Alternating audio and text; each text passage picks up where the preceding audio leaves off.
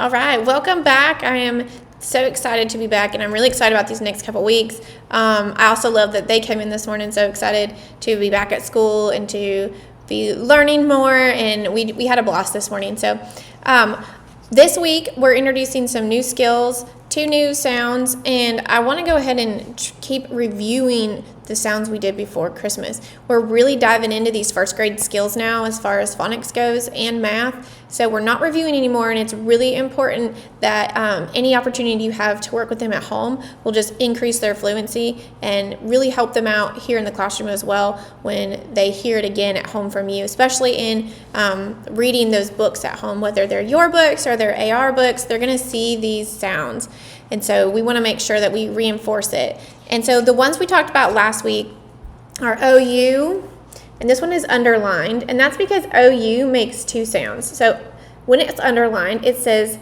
ooh, like in soon. So again, when it has that underlined, that's kind of like a phonics cue to them. They may see that on a test. That OO is going to say soon, oon.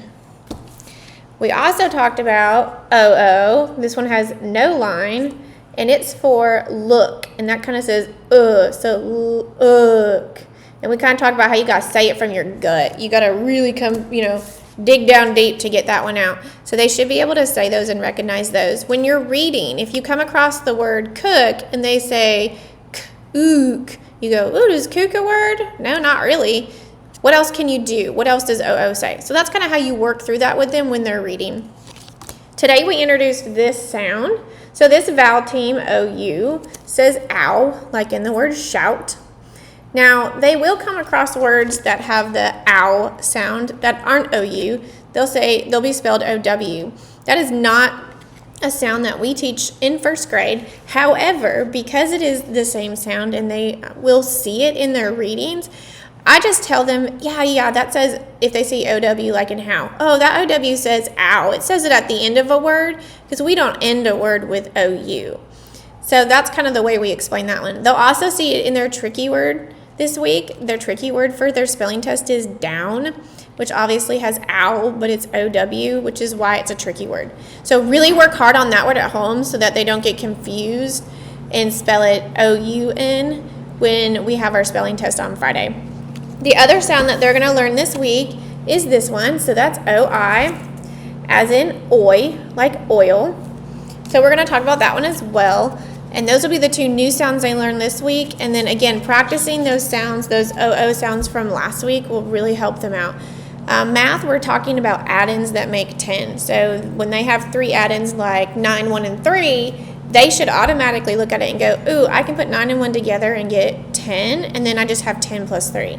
So what we're looking for, and when they have 3 add-ins, is for them to be able to quickly make a 10.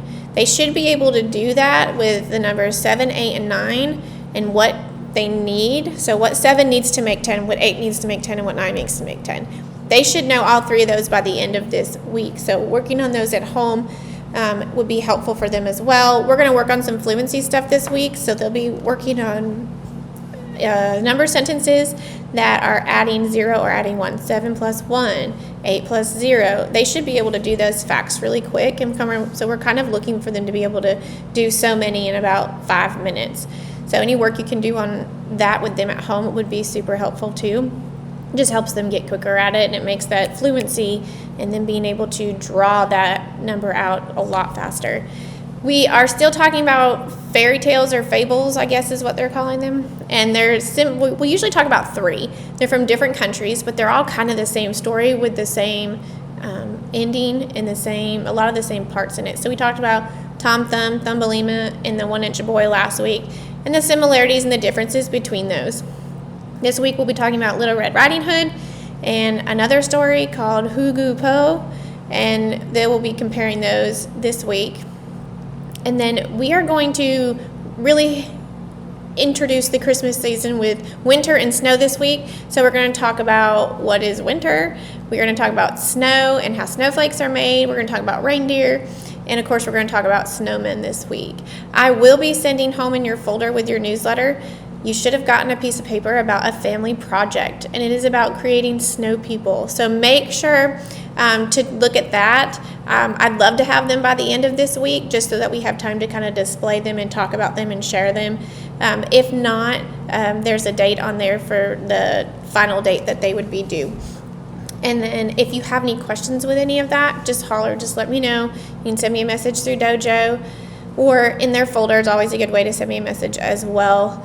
We will be starting new conduct calendars at the end of the week, so you can look for those. And we will be, next week, we will do Grinch week. So if there's anything, we will have a Grinch day on next Friday, so if there's anything you wanted to, dress the kids up, whatever, it doesn't matter to me. But there's your warning, right?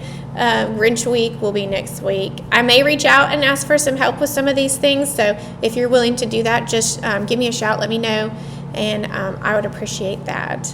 All right, thanks.